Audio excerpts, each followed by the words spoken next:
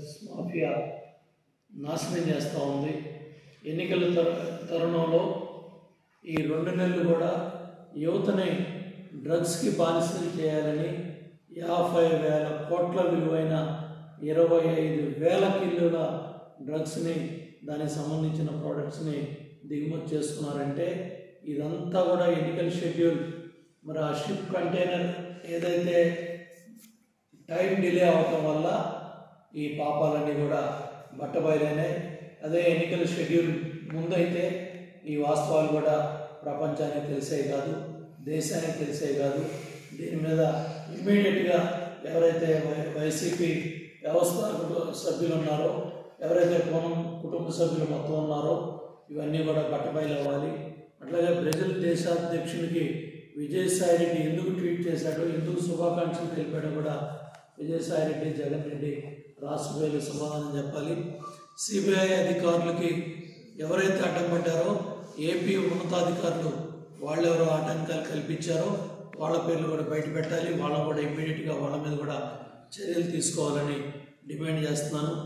పెట్టుబడుల ఆకర్షణలో ఉన్న ఏపీ ఈరోజు గంజాయి డ్రగ్స్కి ఎందుకు మరి వాళ్ళ ఈ రాష్ట్రాన్ని ఈ విధంగా చేశారో జగన్ రెడ్డి కూడా రాష్ట్రపతికి సమాధానం చెప్పాలి. అట్లాగే కంటైనర్లో కూడా ఏదైతే వచ్చి దిగుమతి చేస్తున్న వాటిలో మార్ఫిన్ కావచ్చు, కొకైన్ కావచ్చు, హెరాయిన్ కావచ్చు, యాంఫిటమిన్స్ కావచ్చు, మెస్కిలిన్ లాంటి భయంకర మత్తు పదార్థాలు ఉన్నాయని కూడా సిబిఐ ఎఫ్ఐఆర్లో చెప్పారు.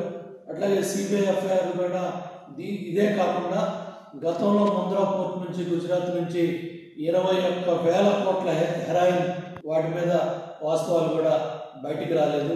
ఇప్పుడు ఏకంగా డ్రై రీసెట్ పేరుతో 50,000 కోట్ల విలువైన 25,000 కిలోల మార్ఫిన్, కొకైన్, హెరాయిన్, యాంఫిటమిన్స్, మెస్కిలిన్ ఇవన్నీ కూడా ఉన్నాయని సిబిఐ రిపోర్ట్లో చెప్పారు.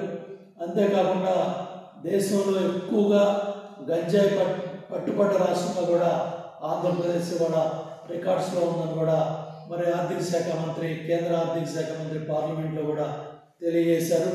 బ్రెజిల్ నుంచి మత్తు పదార్థాలు దిగుమతి అవుతామని తెలిసి కూడా జగన్ రెడ్డి ప్రభుత్వం అధికారులు నిలువరించాలని ప్రయత్నం చేశారంటే ఏ స్థాయిలో ఈ డ్రగ్ మాఫియా ఉందో అర్థమవుతా ఉంది. కల్తీ మద్యం మాఫియా ఒక పక్కన ప్రజల ప్రాణాలు తీస్తూ ఉంటే, రెండో పక్కన గంజాయి మాఫియా ప్రజల ప్రాణాలు ఒక పక్కన తీస్తూ ఉంటే, ఈ ఎన్నికల తరుణంలో యువతని నిర్వీర్యం చేయడానికి డ్రగ్స్ మాఫియా ఇంత పెద్ద ఎత్తున మరి దేశంలోకి, రాష్ట్రంలోకి ఈ డ్రగ్స్ని దిగుమతి చేసుకుంటే మరి ప్రభుత్వం సమాధానం చెప్పాల్సిన బాధ్యత ముఖ్యమంత్రి మీద ఉంది. అట్లాగే ఇవాళ యువత ప్రభుత్వం చేస్తూ ఉన్న అవినీతిని కానీ, అసమర్థతను కానీ ప్రశ్నించకుండా యువతను నిర్వీర్యం చేయడానికే ఈ డ్రగ్స్ని ఇవాళ మార్కెట్లో విచ్చలవిడిగా అమ్మే కార్యక్రమాన్ని, దించే కార్యక్రమాన్ని ఈ ప్రభుత్వం చేపట్టింది. కాబట్టి సోషల్ మీడియాలో తప్పుడు ప్రచారాలు కూడా తెలుగుదేశం పార్టీ మీద, మరి బీజేపీ మీద, మరి ప్రధాన ప్రతిపక్ష పార్టీల మీద మరి వైసీపీ పేటీఎం బ్యాచ్ అంతా కూడా చేస్తూ ఉంది.